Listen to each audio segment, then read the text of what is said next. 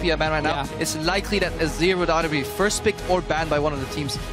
And then there's a jungle too, Diffusion. The jungle is obviously Rek'Sai, Gragas, and the Sejuani as like the 3 best ones, but none of them has been banned. They were instead Fnatic. This is what they did in the spring finals. It was Cassiopeia, Morgana, and Annie. That was the 3 bans in all 5 games against Unicorns of Love. And then they tried to bait them into first picking Thresh for Hylissang, so they could take 2 of these strong picks. Because obviously, on purple side, if you can get 2 of the really contested picks, a lot of teams would say that's the better side to be on, but we need to see how Fnatic can and will use it. And the crowd has done it for us, you know, Huni. He's definitely targeted here with 2 bans here with Rumble and Hecarim, but Unicorns of Love, they opt to ban out the Azir, opting for maybe a better first pick for them. I'm not sure if I like that. Maybe Victor. Well. We have to keep in mind that during MSI, a lot of teams were banning Azir against Febiven as well, because he'd been performing so well in scrims, and this is more also because of the Cassiopeia ban. They don't want to have to first pick Azir and don't want to risk Fnatic taking them in early rotation, but Kalista was left open. And this is a bit of a different style for Unicorns of Love. It's not been about Vardax as a main carry. Now he's on a champion where he has to win his lane and be a bully to snowball. I like this pick because Kalista traditionally does very well into Sivir. And Fnatic is a team that plays with a utility AD carry and then focuses on the soul lanes a lot more. But Kalista does so well against it that Reckless might be forced to pick Urgot here. Well, we'll see whether or not Reckless does. That's the first time Vardax has played Kalista all year long, including their playoff games and the regular season. Yeah, and for Fnatic, I mean, so there are 2 support bans already. Okay, so Bard is enabled. Bard is enabled. New Ashe as well. Reworked Ashe is up there. 5.9, so a lot of new ones. All right. Diffusio knows Bard very well. Yeah, I think so too, actually. I've gone to the Crippo Bard school, and I've tried to learn as much as possible. Let's wait until we see the Bard, actually. We see Gragas here, Hubbard. We mentioned how there were 3 junglers right now. We've seen almost every single game either banned or picked. In this case, the Gragas is not really surprised. I like this pickup here with the Ashe. I like this. I think Ashe actually does pretty well into Kalista with the She has a very, very good laning phase. And to me, the new reworked Ashe here is one of the most rewarding AD carries if you have good positioning and you know how to really time her abilities. Reckless is known for that. UL's bot lane got a lot of kills though in the previous splits. When they had Morgana Thresh. If they can close the gap on the Ashe, like if she starts falling behind, she can go from 0-1 to 0-2 and 0-3 really quickly. However, Yellowstar and Reckless are pretty good at playing safe and calculated in their lane, so we might not see that. And I want to see if Nautilus is going to be the support pick then from Hylissang in here, so you can basically target the CC on the Ashe and you know you're going to get a chance to lock her up. Or of course Annie can do the same with the tippers. So I really like the response here for Unicorns of Love. They say we know you have an immobile AD carry. Double hard engage. Double hard engage instantly. Our AD carry as well can stay behind on his own and he can dance around and basically be safe. Yeah, and you pretty much play yo-yo with Annie. You know, you see goes in, she flashes 10 tibbers, and then you pull her back out with your ulti, throw her back in for an extra knockup. Maybe she charges up another stun, and then her job is done, and she can die. So we have to look at what Fnatic can build outside of the jungle AD carry, because what Ashe does as an AD carry, she enables hard engage, which means you can now take a top laner. Had maybe Cassiopeia been open, and it would have been okay because you don't need hard engage on that role. We've seen Nautilus from Yellowstar quite a few times as well. So I feel like there are some good options for Fnatic, and Ashe just opens up so many doors in the way you can build. When you see Kalista, you pretty much want to go double tank though. At one point, Kalista can't tear through those tanks as easily, and that's going to make it easier for Fnatic to win his games. So we see a Nard pickup, and then the Alistar. I like Alistar as a counter engage because even if he gets CC'd, he can pop his ulti immediately and go for a combo. Unicorns might be telegraphing a possible Sejuani pick here, right? As Alistar is really good into that. So this is pseudo prediction, good safe pick. Although the lane's going to be a little wonky, so he might actually see a swap. Fnatic though is really building a comp that can protect an AD carry. As long as the flash tippers from the Annie doesn't land in the face of Reckless, this front line here provides so much appeal. Like, Gragas is one of these junglers who has so many different roles he can fulfill. He can be the guy to start the fight, he can be aggressive early game, and he can peel for an AD carry. So that's very effective for Fnatic in terms of the overall team fight. We have seen quite a lot of Evelynn, which also could be a jungle pick if you want to have the flank coming in. This one would purely be to buff up the AD carry though. Well, I definitely want to mention on the side of Fnatic, there's not a whole lot of damage in the early to mid game just yet. On the side of Unicorns of Love, they've got a few seconds before they decide, and they are going to be running that Cogmore middle. When Power of Evil's run it in the spring split, he was AP, and he tried to play as safe as he could until level 11. Seems a little weird. Just poke mid laner with this like hybrid, you know, all-in comp on the rest of the members. Not sure. I'm surprised we didn't see much Victor here. As far as I know, he is enabled, and he could have been like a meta pick because he was played a lot back in the day. Yeah, so come out.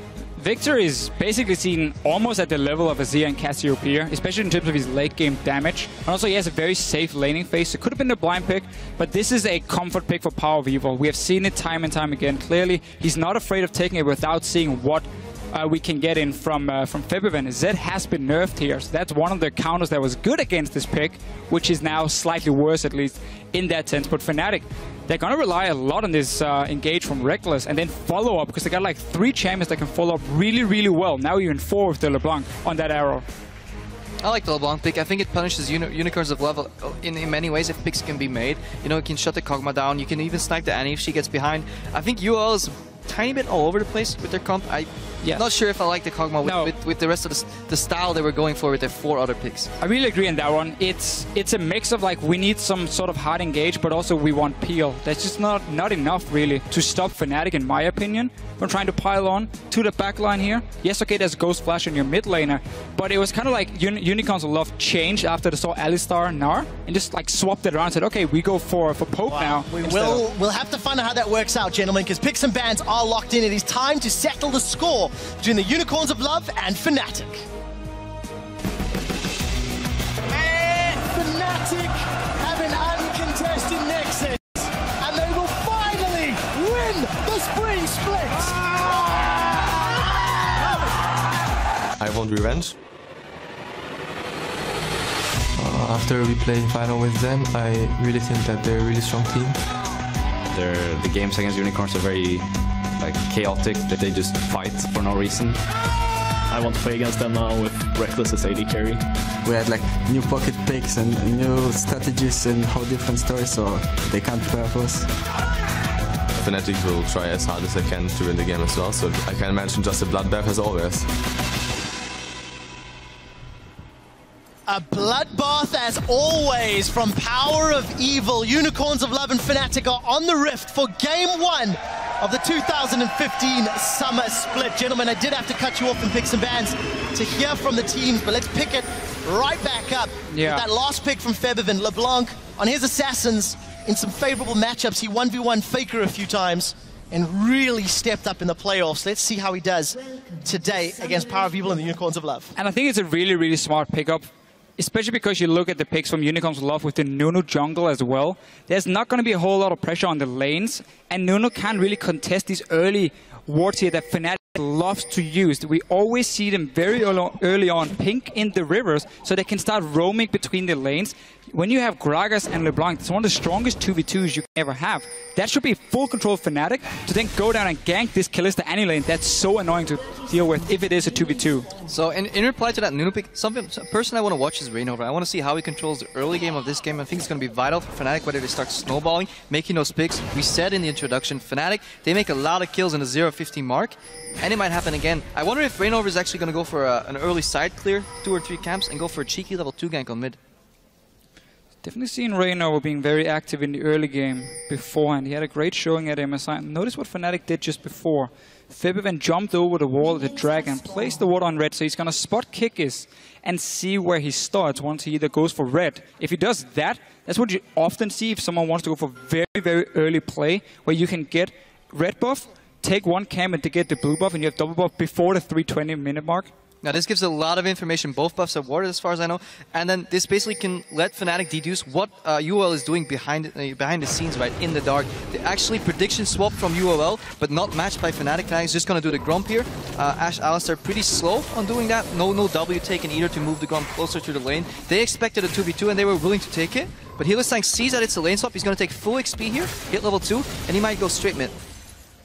Fnatic does have vision of it, so the whole surprise is kind of gone for Unicorns. We have seen this strategy quite a few times in the EULCS. They already pinged him. Reignover He's going to find a jungler. Yeah. 2 guys, he's just going in to see what he can find. No gank should be able to happen because Fnatic has been able to follow him since the Grump.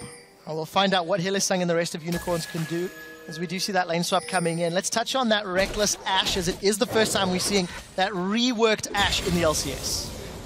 Yeah, rework Ashe. We're not going to see too much. Like, she's in the lane swap. There's nobody. She kills those creeps, though. She will destroy these creeps here.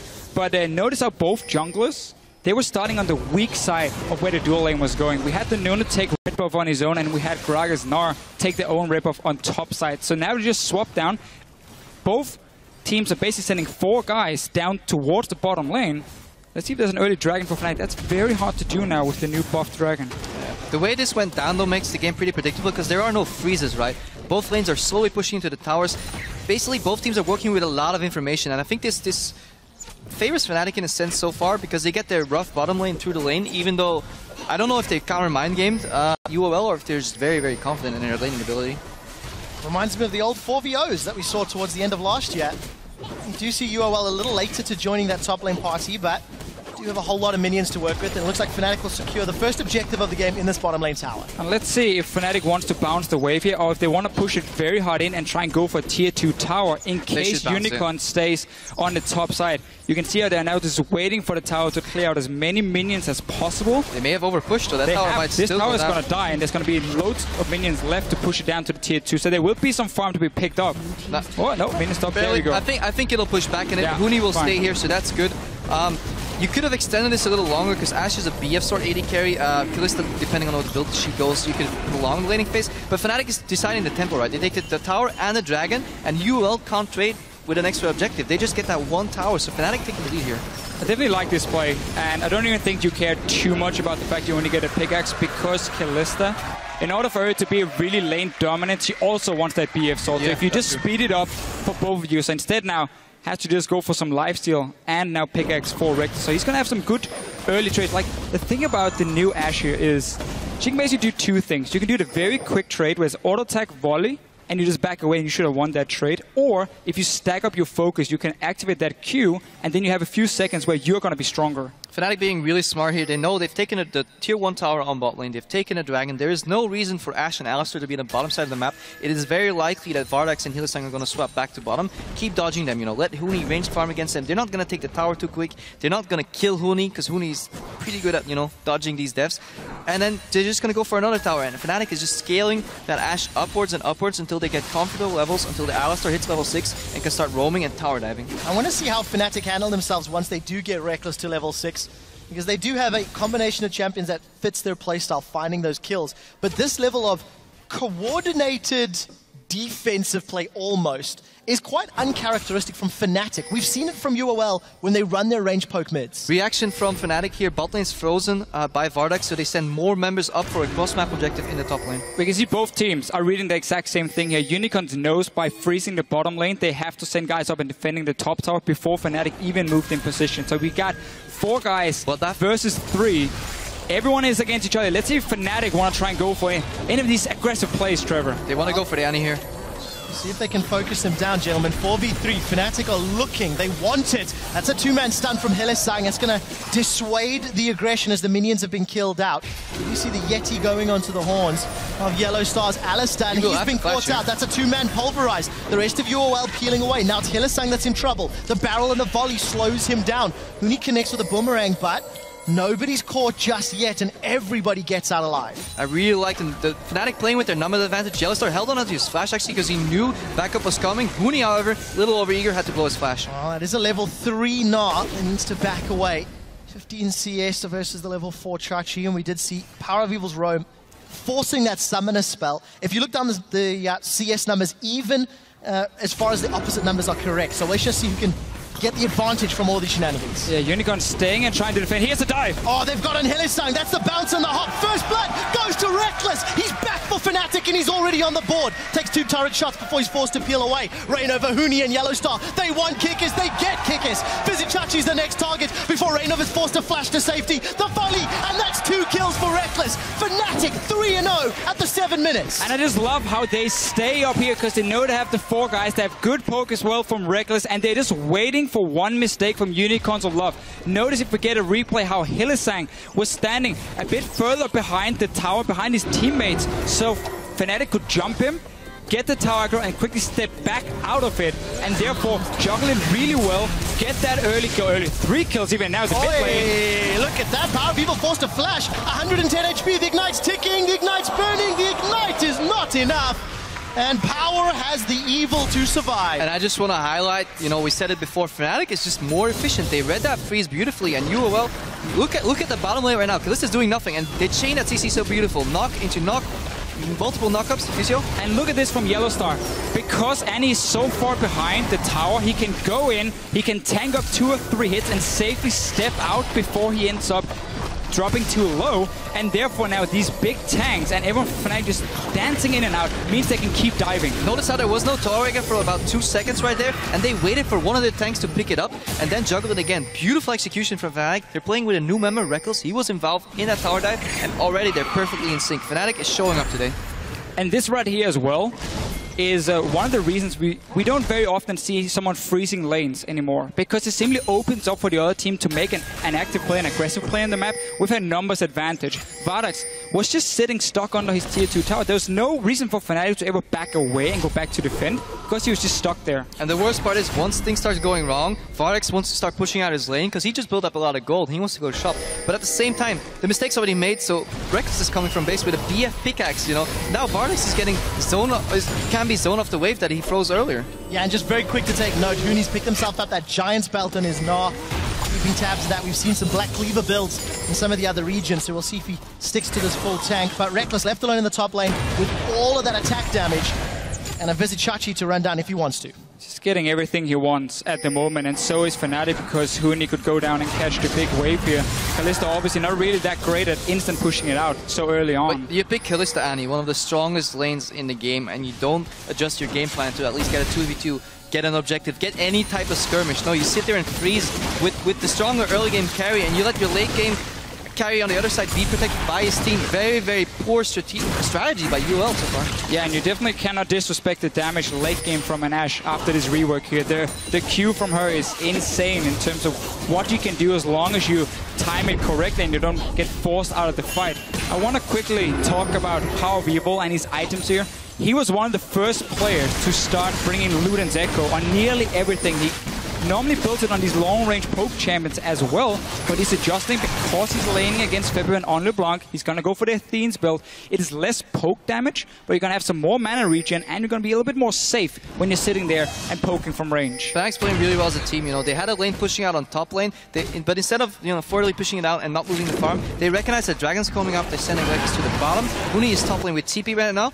UL started Dragon. Is Fnatic going to contest that? The thing is, if they can manage to build up the rage bar for Hooney once he gets to these minions here, he does have the TP ready. Fnatic is moving. The arrow is very strong here early on, but this is a Nunu Kalista. This dragon was like 2k HP. It's dying. Wow, 10 minutes 40 on the clock. Take a look at the gold difference. Only 3,000 in favor of Fnatic. It is 1 dragon to 1, 2 towers to 1. So Fnatic hold on to the objective lead as we're 4 minutes away from those graphs we looked at earlier. A much more controlled, aggressive play from this summer split They're version not of giving Fnatic. away any deaths right here. Let's see what happens. Hillsing is walking in. Yellow's going to spot him. Oh, the arrow, it flashed away! That was close.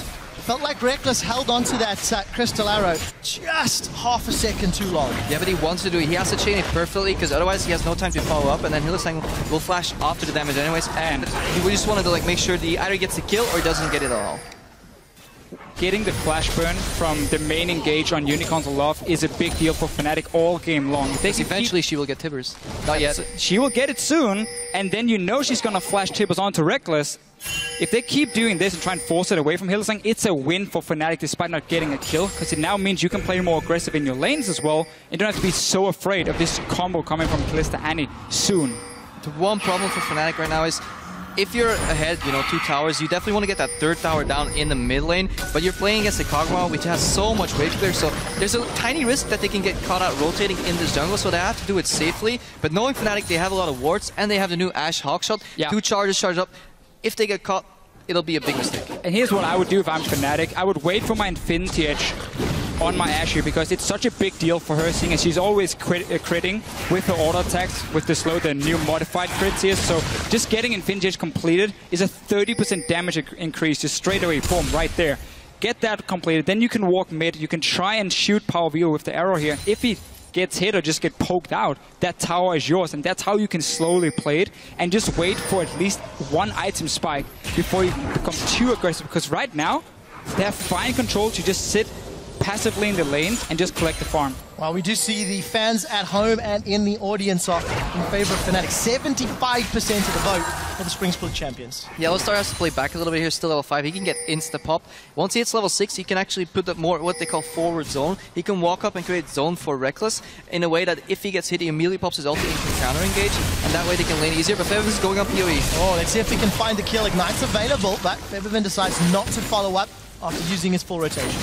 Talking about the zone here, we can even say Febiven is somewhat doing the same in the mid lane. Fnatic always plays this way here, and it becomes even more impactful when you look at these pink wards we mentioned earlier in the game in this river here. So they take over the river vision, meaning whenever this Alistar or LeBlanc jumps forward, you think to yourself, there's a chance the jungler is here. So I cannot go and trade back, I cannot go all in, because I risk getting ganked then, and you just have to always back away. That makes you lose the trades, and you just slowly fall further and further behind then. Yeah, good tempo from Fnatic so far, and also just like really good vision control. The one thing that speaks for Unicorns right now, they have that cheeky little pink ward down at the Wolves. Sometimes they will see Reynolver rotating without him knowing that, but they haven't found an opening yet. 0 kills with the Kalista Annie lane, Maokai, aggressive jungle like Nunu, and only 1 dragon. UL is behind the curve at the moment. And here's what UL is waiting for. They want level 11 on Power People, and they want that Luden's Echo completed. That's where they always start grouping. They're doing a little bit early here compared to normal, but it's a good rotation because the lanes,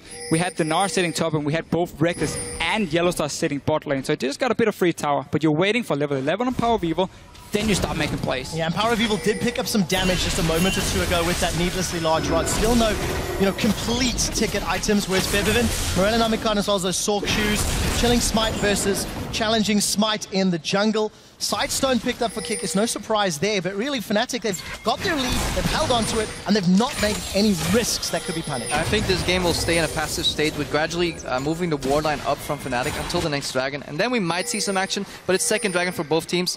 Not entirely sure. They're moving to the jungle though. Oh, Yellowstar, he does have that Unbreakable. He decides to engage. That's a flash pulverize. He headbutts Power of Evil into Febiven's hands, and Reignover knocks him right back in. There's no way for Power of Evil to get away. I was wrong, Trevor. And that's another kill we both were, Crepper, because I wasn't expecting that. The Yo-Yo gets pulled back, and Vardags throws him right back forward. Hylissang trying to find somebody from Fnatic to jump onto. Huni does have Mega Gnar, level 9. Let's see if Fnatic can find anybody else. I'll be happy with the mid tower. Yeah, they break open that tower. That's so important. It is. So we didn't get the Infinity Edge on Reckless before they did it, but they did decide to swap him mid. Felt like now is the time to do it. They're pushing out for another one. Look on the flank here. We have Maokai coming in and Annie down on the bottom. We'll have to see whether or not they can make an impact. Reckless has still got that Crystal Arrow available. Holds onto it for the time being. The Unicorns only have like 2 forms of engage, either Annie being thrown in by Kalista or just flash tippings, and then Maokai, but they're so far behind and there's so much vision from Fnatic that they're such a good team, they won't get flanked that easily, and it's looking really good for the Unicorns. And look at that last play. We've seen 2 guys sitting in mid lane, pushing it down. Suddenly Yellowstar walks in alone near the Raptor camp. It looks like he's getting caught out, but this is where Fnatic always does it so well, because Reno was running from the other side of the tower already. 2 guys were running down from mid lane, so instantly, as Unicorn showed themselves, Yellowstar popped his ulti, headbutted Power Evil back. That was a kill, that was a mid tower, and that's there.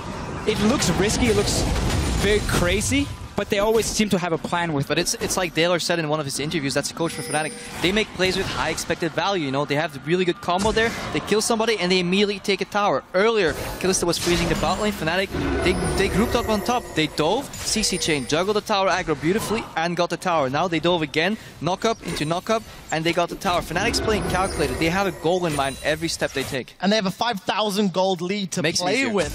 This is sort of the styles of the 2 compositions that we saw towards the end of the spring split, but Fnatic has just gone multiple levels better.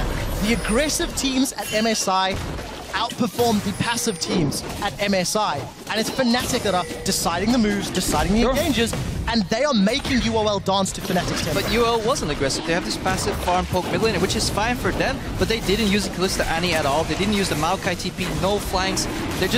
I think they're just not used to the LCS anymore. Week 1, they're just starting to get into it. They had a little break.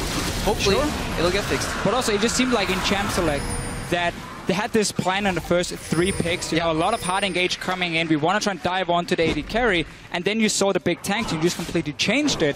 So with the Nunu pickup, in this case here to help the early game, he's not going to add any pressure. He's not going to help your 2v2 lane become even stronger or help your mid lane or sit and farm. Yeah, well, the one thing we do have to highlight, the outer ring of turrets with the lead is always the easiest of objectives to take down. Let's see if Fnatic can push onto these inner rings, and if they can maintain that line of vision that has served them well till this point to avoid that hard engage from Hylissang with Flash, from Vizicachi with... However, PoE has shown he's a fantastic Kog'Maw player, and if he gets a couple more items and starts poking people down and the right people down at the right time, Fnatic may not have won the game just yet. For sure. Not yet. However, the comp they do run as well. I mean, I'm such a big fan of the new Ashe. I think she's absolutely amazing in professional play because of all the things she can.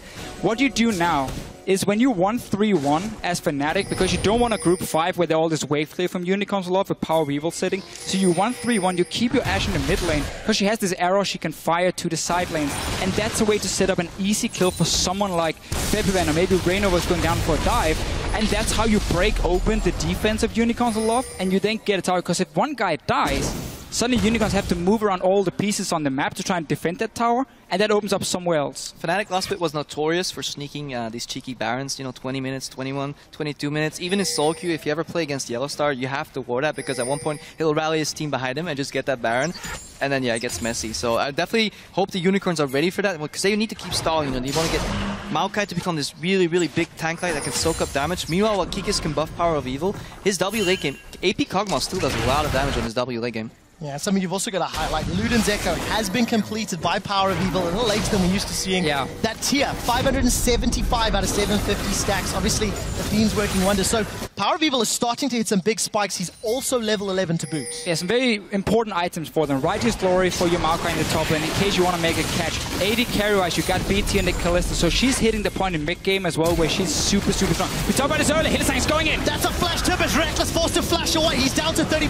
HP. We did see Hylissang being pulled backwards, but he's flung exactly perpendicular. The Unicorns of Love have got the damage onto Fnatic. This should open up the tower. And we talked about this here from Unicorns of Love. What they always do with these poke mid laners, they wait for the correct power spike, and then they instantly group in the mid lane and they start pushing it down. This tower didn't get a kill sadly for them, but at least they got some gold.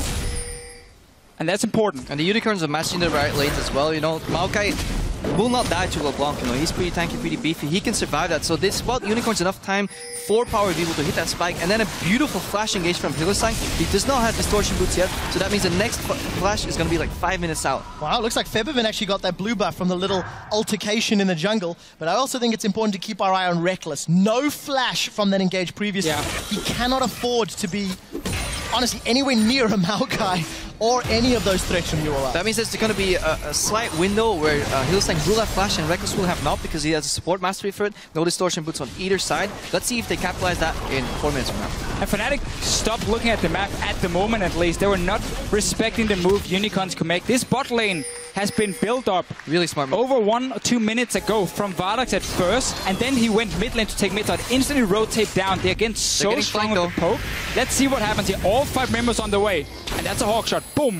Well, we do see Huni. Mega Gnar is very close to popping. He hops over the wall. Righteous Glory is going to give some speed here, but it's Fnatic that are a little split up. Huni's about to go Mega Gnar's Power of Evil has shredded down the cow. Now that's one victim from Fnatic. That's a 2-3-man Gnar against the wall. Huni's trying to do what he can as Febiven has found Power of Evil. The stun lands onto Hylissang, but it's not enough. Febiven has dropped Kikis' Nunu as Chachi will be the next victim. Fnatic turn it around. They've got 2 kills. The re-engage. Vardax is still a lot of HP and Power of Evil mana to play with. They end up trading a 2-for-2 as Unicorns of Love were in full retreats. Meanwhile, PoE is poking here. I really like it. It was like a multi-layered play, you know. UL goes down on the bot lane. Fnatic reacts by trying to flank, but they split up. And in reaction to that, you saw them. You saw UL turn around and take the fight, and you were wondering why, because Power of Evil was coming from the mid lane, blood boiled by Nunu, and they immediately took care of Yellowstar. Good reaction from Fnatic though. The double knock-up into knockback into Gragas barrel was almost lethal. Just watch the arrow in this fight later. Yeah, and also Fnatic, we have to highlight they're missing so many key ultis and even flashes here for someone like Reckless. Look at Yellowstar, he's the first target because he had to use ulti beforehand. So Unicorns does get the first Keep your eyes on Hylissang right now. He's going to block the arrow for his mid laner in about 5 seconds, and this basically wins them the fight. Also Huni on the Gnar, getting 3 guys blocked in. Febiven then with the damage, and Reckless joining now very late, but he has to be very careful in how close he gets to this Maokai, so keep backing in and out. And in the end, the teams will trade 2 kills with 2 Vardax. Oh, sorry, Hylissang got the very last one. And such a confident play from Hillsang. Any other support, they would have opted to basically get thrown out, but he goes back in knowing he has another stun ready, he has slippers ready, and that makes the trade 2 for 2 instead of a 2 for 1 for Fnatic, and it just shows UOL is comfortable again on stage. Scary thing is UOL are still about 4,000 gold down. They need to not give up more objectives. We do see PowerVivo securing his blue and the rest of Fnatic around the river. And that's really where we have to give so much credit to Unicorn to Love, how they're not afraid to pull the trigger once they felt they were strong enough to make that play in mid lane. Had Fnatic been able to, you know, expect it or predict it, they would have been 5 guys there already with a 5k goal lead, forced a fight with the arrow and just won it straight away. So I really like how Unicorns are just looking at where Fnatic is on the map and instantly reacting to try and get down some of these towers they need. We saw last splits, teams would go passive once they were behind, but Unicorns, they went passive, but they charged up, you know, they waited for the right time to strike, and then they got objectives and they stayed into the game, and that's really impressive because other teams would have just got snowballed on by Fnatic. Yeah, and something we also have to highlight, 23 minutes in, there's 4 dragons been in this game, 3 of them by Fnatic, and actually very early on we had that graphic pop up.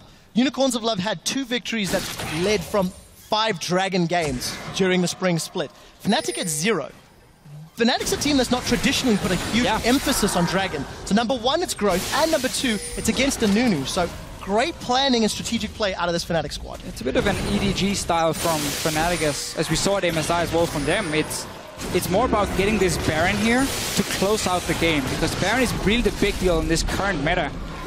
Also, when you're getting so much, you know, poke and AP damage from Unicorns who love to clear the waves, once you have that Baron buff to buff up these minions here, PowerVivo won't have that easy of a time, and you will get to at least set up either a dive or get some damage on tower in every way. We're building up to the next siege or the next fight. Hillsang has flash, no flash on PowerVivo though, and no flash on Vardax. So UL will have to be careful of flanks. You know, Alistar wants to come from one side, Gragas might be coming from the other side, but if they're careful and they get the right flash Tibbles, they can win these fights. Yeah, so big item thresholds have been completed as it's 25 minutes on the clock. Bibibin's been on that death cap and Morello for a while. Righteous in Reignover's hands, as well as the Randuin's Omen for Huni. A lot of tank stats and armor primarily being built up on the side of Unicorns of Love.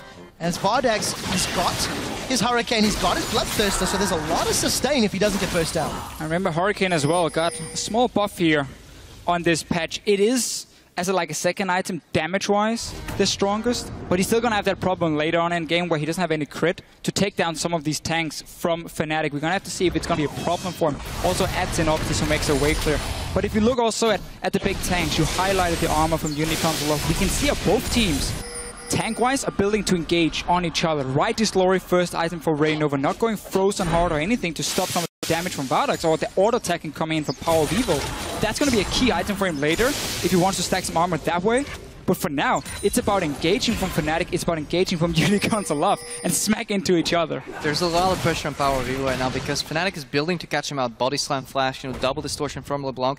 They really want to get him because if he falls, the entire, he's the crux of Unicorn's lineup right now. If he falls, it's over for them. But he's been playing really well so far. Only 1 death. He's scaling a lot of farm. 224 CS right now at the 26-minute mark.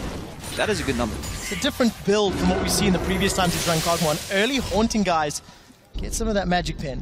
So we have seen, I mean, you're right. We've seen many different builds from PowerVivo. I like this one. You need to get that Leandris for the extra poke damage because, again, for him, it's not even about killing people. It's about poking them low enough so they have to back away from a tower on objective, and that secures it for Unicorns of Love without maybe even fighting at all, which is definitely in their favor because we have this Nunu Kalista that can so easily take down Baron or Dragon if Fnatic is too far away or forced back in base. Basically, the game is in a pretty stagnant state right now, and what's going to happen is what's really important right now, and what you often don't see is the side lane control. Both these teams want to maneuver the side lanes to a point where they start pushing in their favor, and the other team has to send somebody to react. Yeah, meanwhile, they might run around in the jungle, snowball each other a couple of times, but not much is going to happen. They want to force people down to the side lanes and then group and get a numbers advantage and force to engage that way. But it's a slow and steady process. We talked about this 10 minutes ago about how good Fnatic were looking, and all of a sudden the game is stalled out to the point that Unicorns of Love are now the ones making some aggressive plays. Reignover has gone for the flash body slam, but he's got caught out. He's stunned. Kikis is trying to do that absolute zero for zone control, but it's Febivin that's on the back line. Forced to distortion away. Now Reignover is down. The Enchanted Crystal now catches Chachi, but PowerVivo and Vardax, the carries are locked up against the wall. Featherfit's got one more in the background as Kikis is down. Chachi's trying to zone away what he can, but that tree's not going to last long enough. Fnatic trying to lifesteal off the Scuttle Crab as he tries to dance and hop himself away. It's a 2-for-1 in favor of Fnatic, but can they get more? Featherfit's looking for the chase. Dragon's a minute and a half away. They're going to risk running further. Unicorn's a little bit greedy here for the first kill on Reignover. Again, it's not about getting the kill, it's about forcing them out of the fights and back into their own base so you take down their towers instead. Here they were chasing for that one kill, meant suddenly they were in pretty risky positions and then got jumped on. We're just going to see the start. Reignover flashing and missing it, but then look how Unicorns are going to try and finish up the kill on him. Look at the arrow, though. The arrow could have ideally went more to the right instead of on the main tank. We should have tried to hit one of the two carries. Really good Gnarl from Huni, though. Yeah, second time. Last fight down near the dragon, it was the same deal for Huni with the Gnarl. His really good setup. This was one of his problems in the spring split. We never really saw him do well on Gnar and Maokai. He's showing up today. I want to highlight though that Reignover didn't miss his flash. Bardax flashed out of the body slam flash. He predicted that the flash was going to happen. He respected Reignover enough. You know, if I see a body slam, that's going to be coupled by a flash to carry over that knockup, you know, with the flash all the way. Bardax predicted it, got out, but he got sniped by Featherfit in the back. 2-for-1 though, UL, like they're getting out of these fights, and Fnatic is getting a little impatient there. You know, they have to do these body slam flash engages or get a nice flank off, but it's not working. UL's respecting them a lot. I think a big problem for Fnatic was just they had this whole plan of we do the 1-3-1 now and we try and play around where Power of Evil is so we don't have to push the lane he's sitting into wave clear, and we impact the side lanes with Gnar and LeBlanc. That completely stopped when Unicorns made that move and got the mid tower grouped up as 5, because whenever we have these big 5-on-5s, we see how close it is, and if Unicorns get enough time, they will land the poke they need to be in a very, very good position, and that's a problem for Fnatic. This is interesting. They sent Kog'Maw all the way to the bot lane, and once he got there, he realized that he actually had it in mid. I think this is a mistake by UOL. See what happens mid there. They're going on Kikis. We will find out. Reignover does find Kikis, and Kikis is obliterated by Featherfit. We do see Tibbus is knocked all the way back as Bardax has pulled Hylissang in. Hylissang unable to knock up more. Power of Evil is stuck on the side. He can't join his fight. He's trying to get further in. Power of Evil, as you said, on the Tribush right-hand side. We do see him throwing out their Void Ooze, but it's simply not enough. And Fnatic find another engage as we're about to hit 30 minutes. They're back in control. And I want to see the gold because I think Power of Evil was close to an item spike and he wanted to pick up that fat pop wave all the way for the juicy farm. But once he got there, he realized his team was exposed in the mid lane. Baron was a threat. And yeah, he was probably close to finish his Archangel staff there. And I think that cost UL a lot. They lost the tempo. He tried to join the fight, but he couldn't in time. And Fnatic, nice control. He's still poking away, and they're stuck near the Baron here from Fnatic's side. A lot of damage from Unicorns. Well, let's see what they can do. Unicorns unable to interrupt the Baron. Really sort of not even fully committed to interrupting it. So let's quickly take stock, guys. 3 towers to 3, 10 kills to 3. And it's nearly 7,000 gold. Fnatic have got the key ingredient that Deficio, you said, was going to crack open Unicorn's base. Baron, and then also the wave already pushing. Unicorns didn't go down to try and play it. They went mid lane and try and maybe take a dragon instead. They want the Constellation Dragon to at least avoid that 5th dragon coming out from Fnatic. But if that opens up your base, the base is going to open anyways with Baron. Well, Chachi's down. Power of Evil is caught out. The barrel's going to knock them away. Nice to Fnatic get a couple auto attacks onto the tower, but it's not enough. Reckless is going to sidestep at least one of those living artilleries, but they do get themselves another kill at the cost of losing Featherfit. And the dragon, of course. So they did end up making a good decision in taking Power of Evil down to defend, while the Kalista could take the dragon. I think it was the right choice. Yeah, I mean, so they lost one tower here. Fnatic decided though to chase for the kill instead of the tower, so we don't know what could have happened had to just played it more relaxed and took the big wave to get some damage, because Ashe as well, with a Q, once you have the 5 stack, can really do a lot of tower damage. But for now, Dragon for Unicorns, Baron for Fnatic though. We're about 10 to 11 minutes away from a potential 5th dragon from Fnatic, so UL just bought them some more time in the game. Obviously they're behind, but they're a smart team, you know, they've learned from their mistake now. They need to keep Kog'Maw central because he's vital to their wave clear. Kog'Maw can clear waves in uneven numbers, 1 against 2, 2 against 3. He can get those waves cleared without being in danger. Yeah, and the thing is for Unicorns, they've been able to stall because of the fact Fnatic has needed to play for the Baron. So that extra couple of minutes may be enough for Unicorns. And the second Power of Evil stepped away and wasn't there to try and land some of this poke and clear the waves. That's where Fnatic, and that's why they built something like Righteous Glory as the first item on Reignover to punish him arrow and the Gragas going in, that's how you force the fight instantly. Bot lane towers, well, the two side lanes here, Unicorns have not been able to control the waves, and therefore allowed Fnatic now 2 towers with the Baron. And this is why I like going for the Dragon right after a Baron is down, because you're gonna lose your outer towers anyways. It's a matter of time, you know, either you lose them immediately or you lose them a little later. Those Baron creeps, they're too strong to defend, and it's such a vulnerable position. In your base you're safe because you have safety behind walls, but defending those tier 2 towers, that's too much flank opportunity for Fnatic. UL has to back off anyways, but they bought them some time, you know, 2 Dragons against 3. Fnatic siege up for the last tier 2 tower in mid here. I will see that Baron is slowly wearing off. Fnatic are split, 4 members in the mid lane. We do see Febiven hanging out towards the bottom lane. All of the outer turrets are down. Fnatic in absolute control of the map. Now they can see what further pressure they can apply on UOL's base. We just needed one big fight that led to the Baron for Fnatic. Obviously had a few times where they tried the engages. Now 10k goal lead once again. Let's look at some of the items completed for them. Really big pickup here on Reckless. The QSS Quicksilver Sash picked up. He can basically cleanse out of the Annie stun, and the only thing that can take him down now is the snare to knock up from Maokai, but he can flash that or poke from Power of Evil, and this means a lot. This means Fnatic puts less resources on peeling, because Reckless can take care of himself, and move more resources forward to diving, and that's going to be really important because they want to shut PoE down. And something we have to highlight, if you look at Reckless's CS at this stage in the game, in contrast to Huni, this is a slight shift in Fnatic playstyle. You touched on the CS difference and the CS priority from Fnatic in the spring split. That's a good point. Game 1, it's instantly reversed. But it's also Huni not playing a carry top laner. He's on the tank this time around here, so they are basically saying, we rely on Reckless and Febiven to be the main damage dealers in this game, so obviously they need that extra farm, and as long as they can stay safe, or at least Reckless can stay safe, Fnatic have great damage from here on out. Yeah, versatility and playstyle is what you need once you move towards the world stage. You know, Fnatic, they could play linear playstyle in the season in Europe, that was fine, but if they want to do well at Worlds, it's going to be nice to see if they can play around Huni one game, around Reckless. We'll have to see whether Reckless can do well with less farm and Huni with more in this team environment, but it's nice to see that they can shake things up so far at least. It's so exciting that we have these questions now moving forward and seeing how Fnatic can develop and grow, because Yellowstar said it in the opening weeks of Spring Split, just give us time. We only have one playstyle, but we can learn, we can adapt.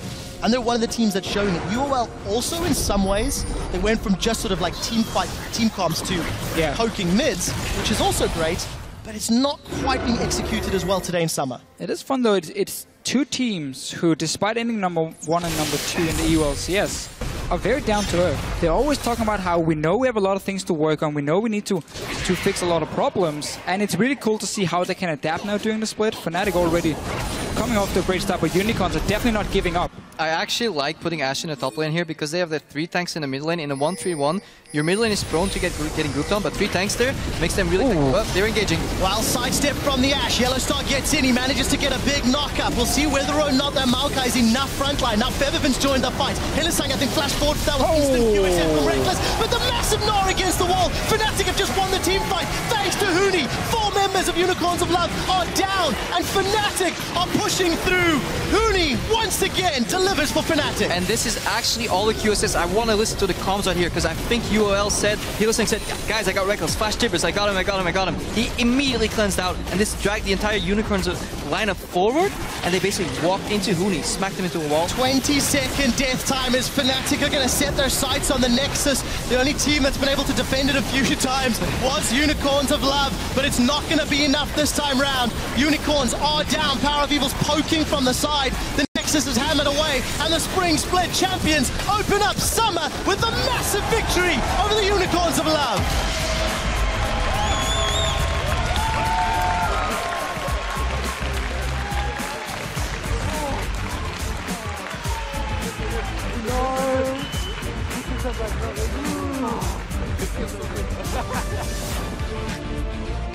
A great performance from Fnatic, from the control and the timing on their engages. It's hard to fault Fnatic's decision making. They're playing as the Maokai and an Annie, so flash root, flash Tibbers, and they only gave away 4 kills, and that is really important. 15-4 for Fnatic here, and really good, you know, pacing, really good tempo, really good objective timing. Good League of Legends. And a whole new champion pool, I'm almost going to say, for Huni showing up on this Gnar so well, because if you look at these fights, the coordination from Fnatic by sending in Rainover and Yellowstar first to buy time, they were always playing super patient with this Gnar here. We saw in the last fight, you talked about how they suddenly pile forward for Reckless, and that's where the flash ulti comes in for Huni that turns the entire fight around. I love the way to play with this frontline tank here. And also, we got some of the questions answered in regards to Reckless and how much farm, how much attention he's going to get. They put him on a champion he could carry on. They gave him everything he needed, and it worked out for them. Well, we saw some heavy looks there from Kikis on screen a moment ago. One of the guys who really shook things up in the spring split. Put himself on the Nunu this game. We talked about how he was going to have little to no impact in the laning phase, and for a guy like Kikis who has the ability to put the game on his back, you have to go back to the drawing board. You have to talk about the team comp, the early game decision-making crap, but you wanted the 2v2 from that Kalista Annie, and it just...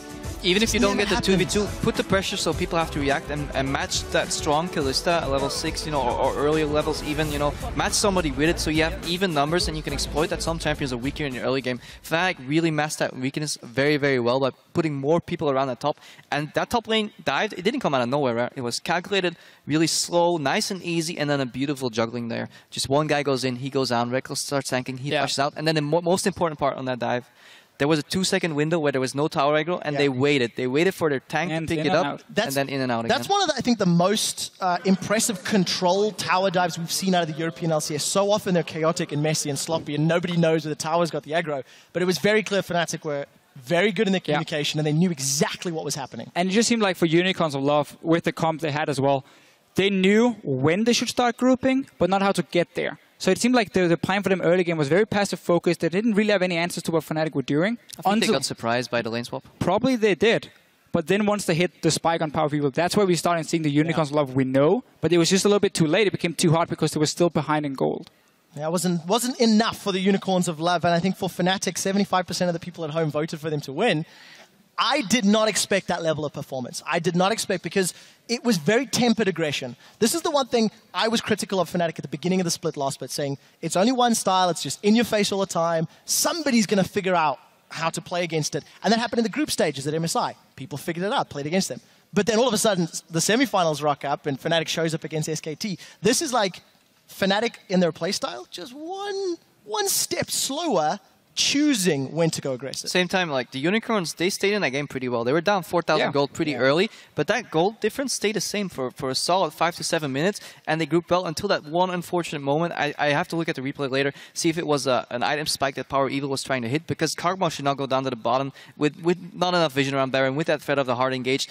And even though he can join a fight, he joined it at the right side. You know, he tried to get into that fight. You know, then was around the corner. He's like, okay, I'll walk around. By the time he's around the wall, you know, fight's already You need to land the poke before the fight even starts. I mean, that's why you have this pick here, to land so much poke that you're strong enough to win the fights. I just felt like Power of Evil's build this route never got into the gear it needed to at the time it needed to. Super late game. The early tier, the early chalice, it just put such a stall on his ability to poke, on his ability to do damage. That was the matchup, though. In the mid lane, I mean, you have to keep in mind, this was a blind pick from Power of Evil. LeBlanc was the last pick for Fnatic coming in, so he felt like he had to itemize this way to even get the farm needed to get the Luna's Echo. So, well, unfortunate for Power of Evil and the Unicorns of Love. It was a bloodbath, but it was against his team. We're going to throw it over